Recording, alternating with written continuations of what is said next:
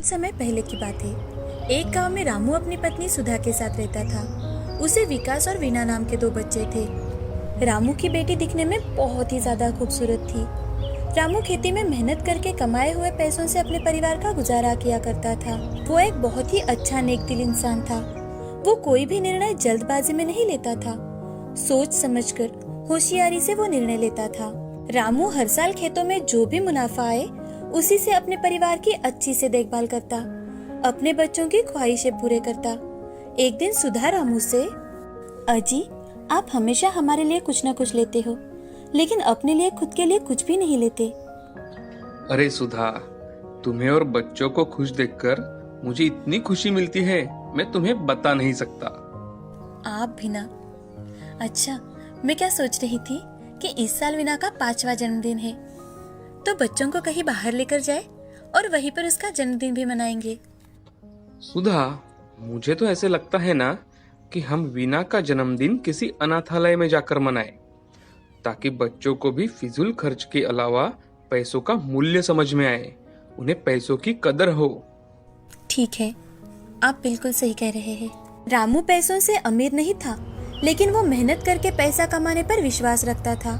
वो हर साल किसी अनाथालय में जाकर बच्चों को जरूरत की चीजें देता था और उसने अपने बच्चों को भी यही सिखाया था कि हमेशा जरूरतमंद लोगों की मदद करनी चाहिए।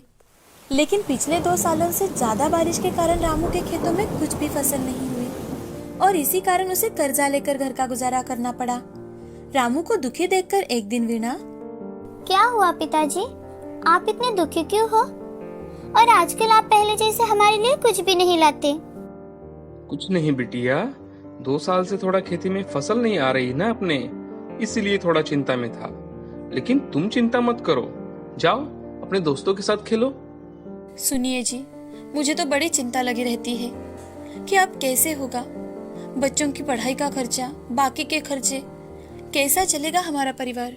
हाँ सुधा, अब मुझे भी कुछ समझ में नहीं आ रहा। हमारे पास जो भी जमा पूंजी थी वो सारी खर्च हो गई, ऊपर से सर पर ये कर्जा चढ़ बैठा है। हमने कभी भी किसी से कर्जा नहीं लिया था, अब ये कर्जा कैसे चुका पाएंगे हम। लेकिन तुम चिंता मत करो, मैं कुछ ना कुछ जरूर कर लूंगा। अगले दिन रामू बड़े ही उदास मन से खेतों की ओर जा रहा था कि तभी उसे रास्ते में रघु दिखाई देता है और वो रामू से, अरे क्या बात है रामू भाई, इतने दुखी क्यों हो तुम? अरे रघु भाई, मुझे इस साल की फसल से बहुत ज्यादा उम्मीद थी। अब तो मेरे पास का सारा पैसा भी खर्च हो चुका है, ऊपर से कर्जा लेना पड़ा। पता नहीं अब क्या होगा। अरे रामू भाई, इतना मत सोचो। चलो, अब शाम होने आई है, अब घर चलते हैं। हाँ भाई, तुम चलो, मैं एक बार खेत में चक्कर लगा कर आता हूँ। अब रामू अपने खेतों की ओर चला जाता है और खेतों में जाकर वो चक्कर लगा रहा था कि तभी उसे एक पंछी जख्मी होकर झाड़ियों में फंसा हुआ दिखाई देता है। तभी रामू अपने हाथों से उस पंछी को धीरे से बाहर निकालता है और एक कटोरी में पानी डालकर उसे पिलाता है और उस पंछी को आजाद कर देता है। जैसे ही वो पंछी आकाश में छलांग लगाता है तो वो पंछी देवता के रूप में बदल जाता है। ये देख रामू बहुत ही आश्चर्यचकित हो जाता है। उसे देख रामू, आप पंछी से देवता में कैसे बदल गए? ये सब मेरे अहंकार के कारण हुआ था। एक ऋषि से मुझे श्राप मिला था और इस श्राप से मुक्त होने के लिए उन्होंने मुझे कहा था कि मुझ पर किसी को दया करनी होगी और दया कर मुझे आजाद करना होगा, तभी मैं इस श्राप से मुक्त हो पाऊंगा। रामू देवता को प्रणाम करता है। मेरी सहायता करने के लिए तुम्हारा बहुत बहुत धन्यवाद। मांगो, तुम्हें जो मांगना है तुम मुझे मांग सकते हो। तुमने मेरे साथ साथ बहुत जरूरतमंदों की मदद की है। तुम निसंकोच होकर मुझसे कुछ भी मांग सकते हो। रामू थोड़ी देर सोचता है और सोच समझकर वो देवता से, भारी बारिश के कारण मेरा खेत खराब हो गया है और फसल नहीं आई। मुझे बस इतना चाहिए कि मेरे खेत का फसल सोने की तरह अच्छे से उगे। तथास्तु, तुम्हारी सारी इच्छाएं पूरी हो जाएगी। आशीर्वाद देकर देवता वहाँ से गायब हो जाता है। रामू अब खेतों में जाकर बीज बोता है और कुछ दिनों बाद फसल काटता है तो वो देखता है कि फसल काटते काटते उसमें कुछ चमकीले पत्थर नीचे गिर रहे हैं।